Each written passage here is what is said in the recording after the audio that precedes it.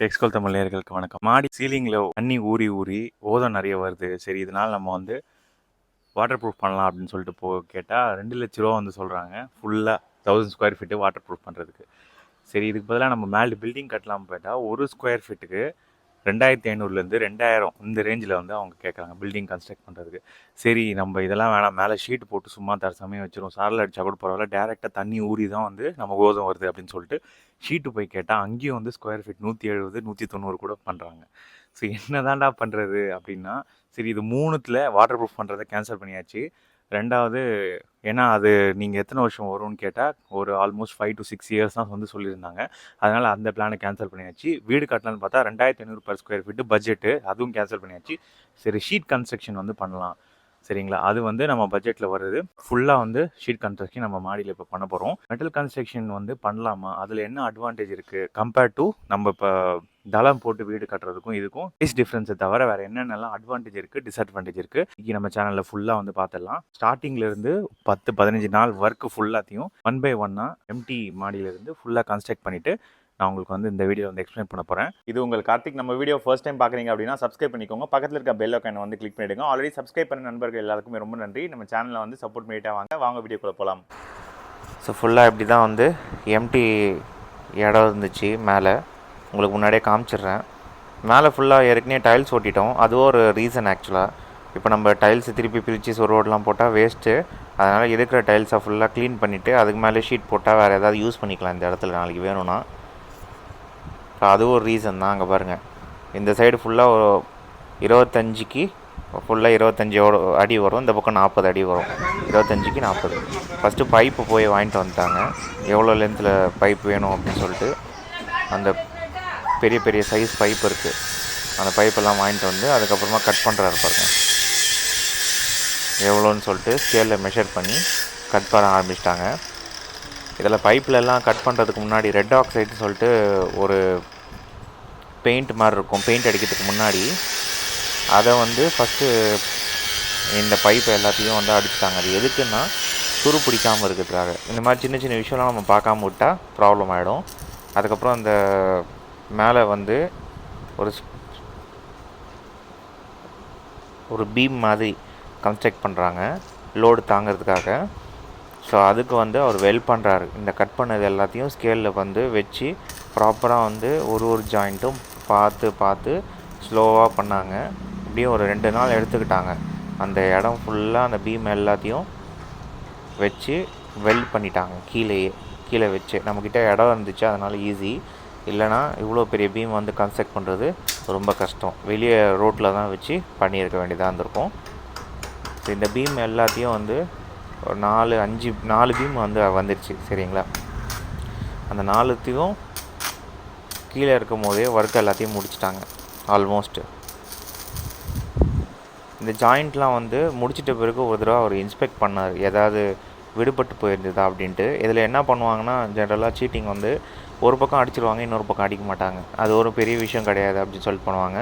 But இவர் வந்து அதெல்லாம் இல்லை, 4 சைடும் கரெக்டாக பண்ணிட்டார். பண்ணி முடிச்சிட்ட பிறகு இந்த காலம் எல்லாத்தையும் கீழே வந்து டைல்ஸை வந்து உடச்சி அது உள்ளே வந்து ஆழம் பண்ணி உள்ளே புதைச்சி வச்சுட்டு அதுக்கப்புறம் அதை போல்ட் வச்சு செவுத்தில் அடிச்சிட்டாங்க. எல்லா சைடும் மொத்தம் இந்த பக்கம் 4, அந்த பக்கம் ஒரு 4. சரிங்களா, ஸோ இப்போ இந்த இடத்துல வந்து 4 வராது. பட் நான் வந்து சேஃப்டிக்காக எக்ஸ்ட்ரா போட சொல்லியிருந்தேன். அந்த மாதிரி வேணும்னா நீங்கள் எக்ஸ்ட்ரா பைசா ஸ்ட்ராங்காக வச்சுக்கலாம். அதுக்கப்புறம் இந்த பக்கம் 1, அப்புறம் அங்கே 1, மொத்தம் 10 கீழே வச்சுட்டாங்க.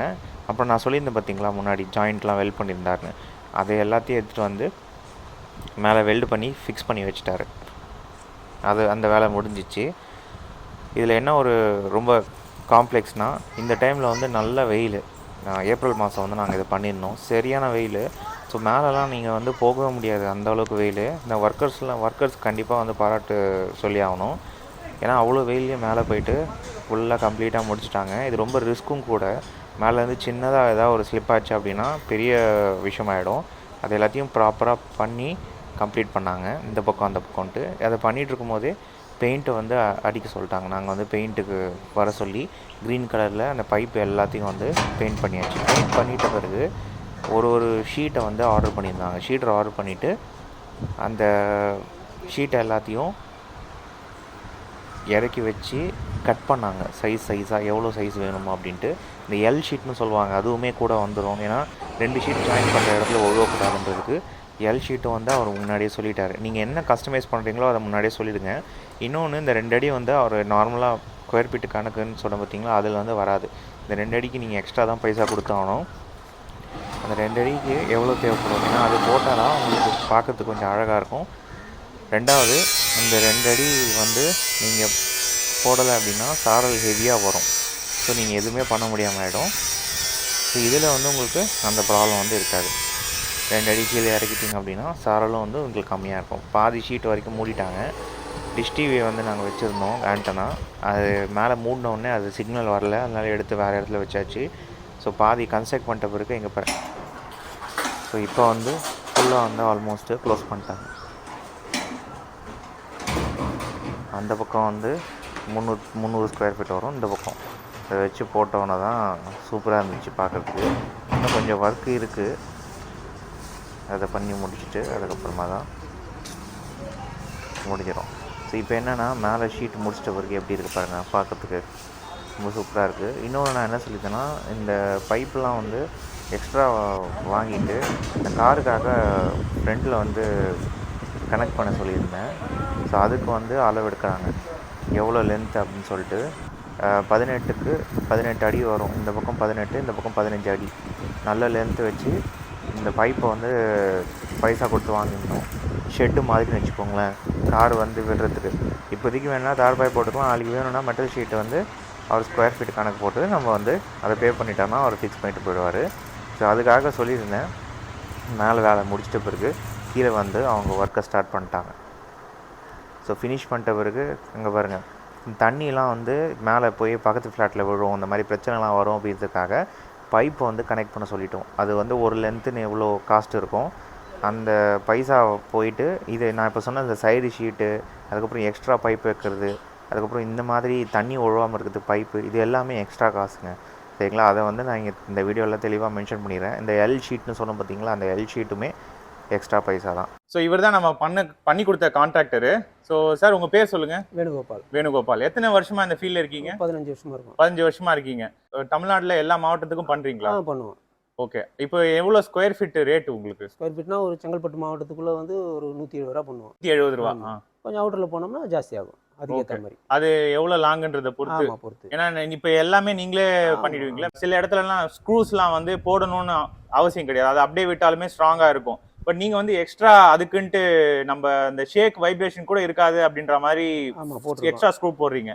அதை வந்து நான் பார்க்கல, முன்னாடி போட்டவங்க வந்து அதை பண்ணல, சரிங்களா. ஸோ அந்த மாதிரி அது ஒரு விஷயம் நான் பார்த்தது. எல்லாத்தையுமே குவாலிட்டி தான் பண்ணி கொடுக்கும், ஸ்ட்ராங்காக வந்து போட்டு தரீங்க. இந்த இடத்துல நான் சொல்லிட்டு இருக்கேன், இதில் வந்து இது என்ன ஷீட்டு சார்?